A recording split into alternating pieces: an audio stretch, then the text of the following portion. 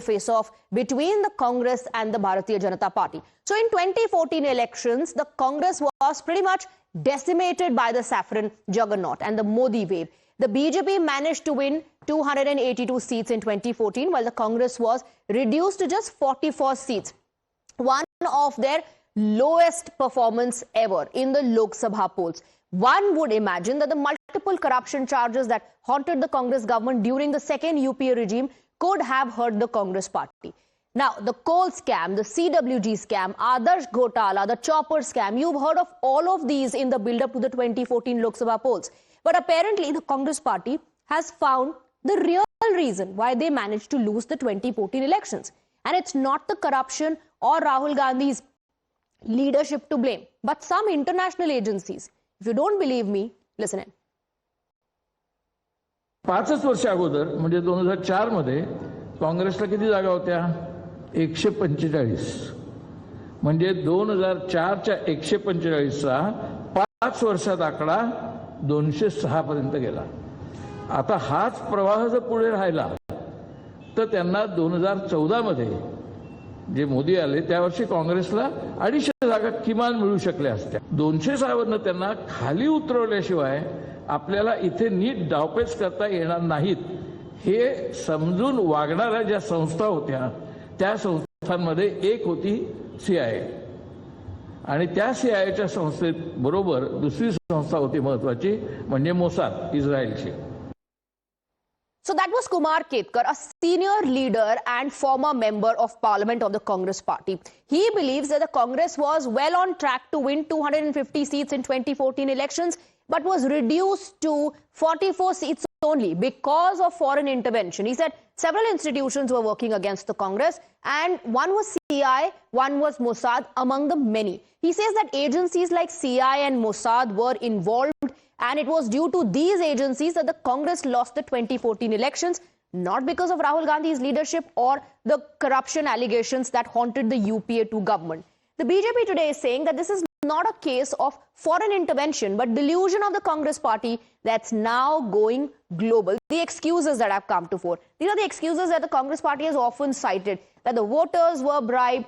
Some said that vote theft is happening, which is what Rahul Gandhi talks about. Polls rigged, another excuse that the Congress party uses for losing elections. Voters bribed is another excuse or charge against the BJP. EVMs manipulated, one of the favorites of the Congress and the opposition.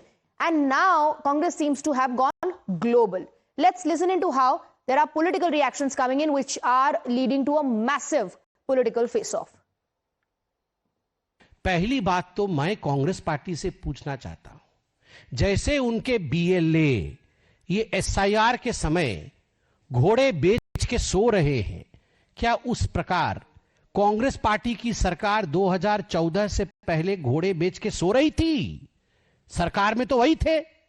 दूसरे घुस के आके हमारे देश में हमारे देश के नतीजों को बदल दे तो इनकी सरकार क्या कर रही थी? मतलब इनको सरकार से सरोकार ही नहीं था. नंबर 1. नंबर 2, यही वो राहुल गांधी है ना जिन्होंने जाके विदेश में कहा था कि हमारे देश में लोकतंत्र बर्बाद हो रहा है, हमारे देश में लोकतंत्र समाप्त हो गया है. आइए बाकी सभी देश के लोग हमारे देश में आ जाइए और आके इंटरवीन करके भारतवर्ष के लोकतंत्र को बचाइए. यही वो राहुल गांधी है जिन्होंने 2014 में भेजा था मुकुटमणि को, मणिशंकर अय्यर जी को पाकिस्तान. हमें मोदी को हटाना होगा, मोदी को गिराना होगा, कांग्रेस को दोबारा लाना होगा. यही वो राहुल गांधी है ना. सीआईए या मोसाड ये भारतीय जनता पार्टी को जिताती नहीं है, भारतीय जनता पार्टी को जिताती है जनता. Rahul को हर हाल. This is the latest in a series of excuses the Congress has managed to conjure up over the last few elections. It's one thing to lose an electoral battle, but to question the electoral process itself, and every defeat has irked the party. The Congress has blamed vote theft, rigging of elections, manipulation of EVMs. They believe the Election Commission is compromised. But now it's not just that, it's also the intervention of the CIA and Mossad. And believe it or not, Kumar Ketkar's comments today is actually finding endorsement within the Congress party from some of his colleagues. Listen in. We must be having details. Modi government can hire Pegasus or can utilize the services of Pegasus to peep, eavesdrop the activities of opposition, judges, bureaucrats, journalists. They can go to any extent. Such agencies, not necessarily they work with the ruling party, they work with the opposition also. What happened in Bangladesh? What happened in Nepal? I'm not saying that, of course, Mossad and CIA were involved in Genji or Bangladesh, but it's possible that our foreign forces do align with the opposition or disgruntled element in that country. All right, let's open this up and go across to our guests. We're joined by Dr. Kaushalkant Mishra of the Bharatiya Janata Party, and we have Dr. Akashdeep Muni, political analyst. Good evening to both of you. Mr. Mishra, I want to come to you first. बड़ा allegation Kumar Ketkar लगा रहे हैं foreign interference और intervention का, कह रहे हैं 2014 में 250 सीटें कांग्रेस की आ जाती अगर कई इंस्टीट्यूशंस कांग्रेस के खिलाफ काम ना कर रहे होते। उसमें स्पाई एजेंसीज का भी नाम वो गिनवा रहे हैं कि सीआईए और मोसाद भी उनमें से एक थे जो रिस्पॉन्सिबल है कांग्रेस की हार के लिए। स्वाति, मुझे हंसी आ रही है जिस तरीके से कांग्रेस हार का ठीकरा हर बार किसी और चीज पे ठोकने की कोशिश करती है, उसमें एक नया एंगल आ गया, ग्लोबल एंगल आ गया। और 2014 के पहले सरकार किसकी थी? कांग्रेस की तो सरकार थी। तो क्या राहुल गांधी के साथ सब मछली पकड़ रहे थे एजेंसी पकड़ने की बजाय? अगर इनकी सरकार काम नहीं कर रही थी और इतनी इनकॉम्पिटेंट थी कि दूसरे विदेश की एजेंसियां आकर के इनके इलेक्शन को हैम्पर कर रही हैं, तो इनके जैसे लोग सरकार में होना ही नहीं चाहिए। ठीक, अब बात करते हैं फैक्ट की। कुछ फैक्ट यह है स्वाति कि 1984 में सबसे ज्यादा वोटर टर्नआउट हुआ था 73%, क्योंकि इंदिरा जी की अनफॉर्चुनेट हत्या की गई थी। 73%।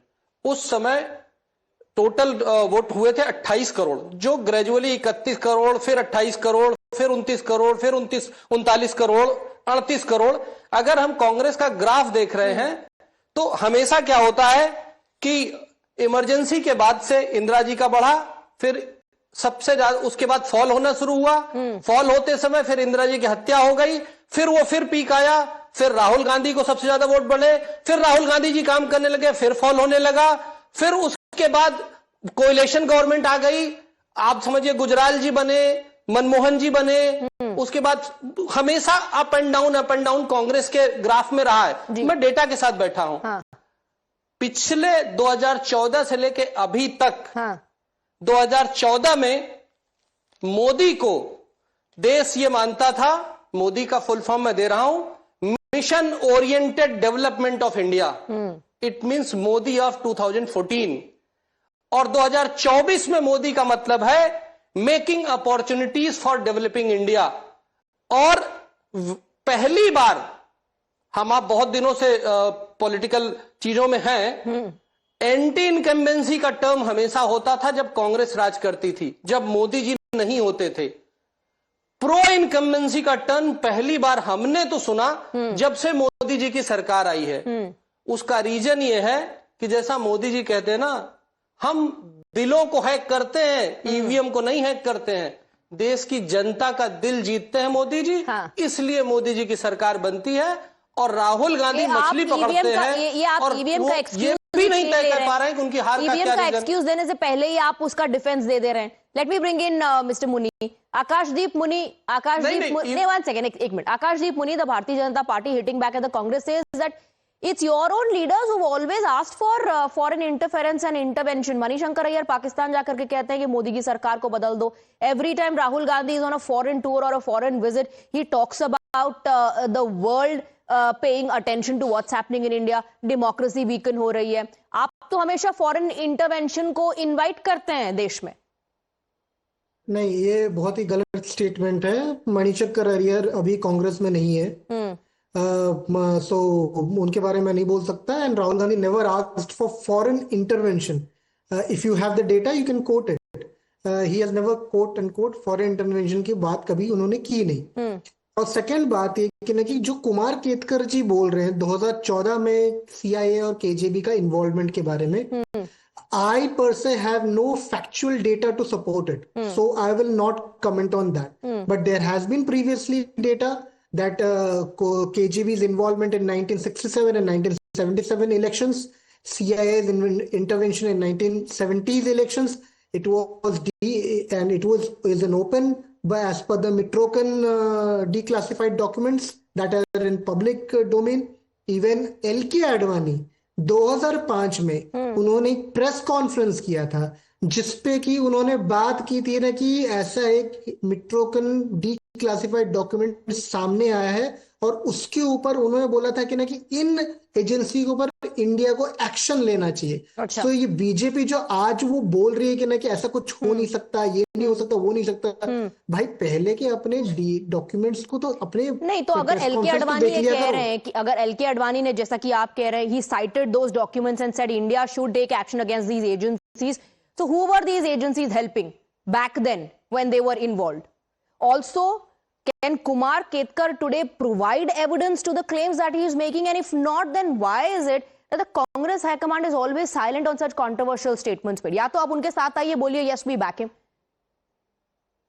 See, I will again say that there is no factual data to support Kumar Ketkar's intervention. So then is this just sensationalism? For 2014.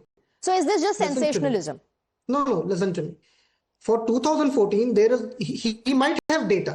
He may come out with the data tomorrow, day after tomorrow. But today, there is no public accounted data for 2014 elections. Yes, there are data for 1967, 77, and 1970 elections, which are in public domain, acknowledged by BJP top brass leaders. इनको पता नहीं होगा. And regarding the development angle that my friend was talking about, bullet train is still not done. Okay. The date ultimatum is 2014. Okay, one second. Hold on to the thought. Hold on to your thought that you made कि BJP ने खुद इस पर सवाल उठाए थे. I want Mr. Mishra to respond on that. And also ये भी बताइए कि उस वक्त अगर ये एजेंसीज इंटरवीन कर रही थी हमारे इलेक्शन में, तो किस एक्सटेंट तक उनका इन्वॉल्वमेंट था और किसको फायदा ये पहुंचा रही थी? स्वाति, पहली चीज ये कि जो हमारे क्लेम हैं वो मित्रखीन डायरीज हैं, जो एक केजीबी का एजेंट था उसने डीक्लासिफाइड डॉक्यूमेंट को पब्लिक किया है। उन पब्लिक डॉक्यूमेंट के बेसिस पे ये क्लेम करते हैं और ये एलिगेशन कांग्रेस के ऊपर लगता है कि उनका पीएमओ, इवन प्रधानमंत्री, इवन उनके मंत्री, होम मिनिस्टर, सब लोग केजीबी के एजेंट पेरोल पे रहे हैं। पेरोल पे रहे हैं, एजेंट थे या नहीं थे ये बाद में डिसाइड हो सकता है, पर वो पेरोल पे रहे। दूसरी चीज, अब मैं अपने आकाशदीप जी से रिक्वेस्ट करूंगा कि प्लीज कंफर्म करिए अपने फैक्ट को। 2018 में मणिशंकर का जो सस्पेंशन था वो रिवोक कर दिया गया है, तो मणिशंकर अय्यर आज भी कांग्रेस के मेंबर हैं। Please check your fact. तीसरी चीज, सबसे बड़ी बात यह है कि जिस तरह से कांग्रेस अपने मिसगाइडेड तीर की तरह चल रही है और राहुल गांधी उनके लीडर हैं, कांग्रेस का कुछ नहीं हो सकता। आप कुछ भी कर लीजिए, कांग्रेस का कुछ हो ही नहीं सकता जब तक राहुल गांधी उनके लीडर है। और अनफॉर्चुनेटली इंडी गठबंधन ने उनको लीडर ऑफ अपोजिशन बना रखा है। ये देश की सबसे बड़ी समस्या है। जिस तरह से कांग्रेस जो मेजॉरिटी हमारे देश का सेंटीमेंट है, मेजॉरिटी देश का sentiment. Okay, Mr. Muni, Congress party lives in some sort of a delusion, always latching on to excuses. EVM और SIR से हो नहीं रहा था काम, तो अब ये ग्लोबल एंगल लेकर के आ गए। स्वाति जी, 2018 में प्रधानमंत्री मोदी जी ने कहा था कि ना कि इंडिया $5 ट्रिलियन 2022 तक बन जाएगा। आज हम लोग 2025 में नहीं बना। माफी मांगे है कि नहीं भैया? नहीं, अरे रुकिए एक मिनट, नहीं क्यों, जवाब दीजिए मिस्टर मुनी। ये ऐसे मान लीजिए, you have to respond now. नहीं रुकिए एक मिनट, कांग्रेस के मेंबर हैं कि नहीं मणिशंकर, ये बता दीजिए। I am telling you the facts. No, let me no, is that not a fact? You said कि वो कांग्रेस से एसोसिएटेड नहीं है, तो फिर वो सच है कि नहीं वो भी तो बता दीजिए ना, है कि नहीं कांग्रेस के? Farmer income double by 2022। Go ahead, finish your point. क्या बोल रहे हैं आप? Finish your point. See, Swati ji, I will again say that let's not get into the political tit and tat. My moot point is that today has the promises भाई, आपने made How by can the you not Congress get into Prime it? Minister. Congress के Mr. Member Muni, नहीं how है। can you not get into it? Kumar Ketkar जो कह रहे हैं वो अरे क्यों भाई, कह रहे हैं? कोई फैक्ट आपने बेस्ड पहले चीज है कहा। या केवल सेंसेशनलाइज मैं तो करने के बोल लिए रहा कह हूँ रहे हैं या पॉलिटिक्स I'm कर रहे again हैं? saying और that- आपने कहा कि मणिशंकर अय्यर का कांग्रेस से कोई लेना देना नहीं है, ये गलत है। कैसे गलत है? Swati ji, I'm again saying that the facts that Manishankar Iyer spoke today, there is no Kumar Ketkar tangible spoke today, evidence not to prove Manishankar it. Iyer. Sorry, Kumar Ketkar. और Kumar today. Ketkar, There is no sir tangible- Kumar Ketkar. नहीं, मुझे कौशल, आप इन anchor नहीं है, बीच में interrupt मत करिए, नहीं तो मैं भी इंटरप्ट करूंगा वहां पे शो में आके, स्टूडियो में आके। ओ, ठीक है, ऐसे- ये अरे मत आप करिए। गलत एक बोल मिनट, रहे हैं एक भाई, मिनट। करेक्ट कर रहा हूँ एक आपको। मिनट, वो करेक्ट कर रहे थे केवल आप गलत आपको। बोल रहे हैं, आप correct कर रहा हूँ। कह रहे हैं मणिशंकर अय्यर ने कहा है, मणिशंकर अय्यर ने नहीं, कुमार केतकर ने कहा है। But finish your point. My point is that whatever Kumar Ketkar said today, there is no facts to justify it. But there has been previously So involvement you of agree that there are no KGB and facts CIA. or There are any no facts. evidence I to back agree. it or substantiate. Yes, So then my yes, question is then yes. what is this? Only to create sensationalism and once again That you have to ask him. latching onto a That bahana? you have to ask him. That you have to ask him. I cannot cannot say that what he is thinking. That you have to ask him.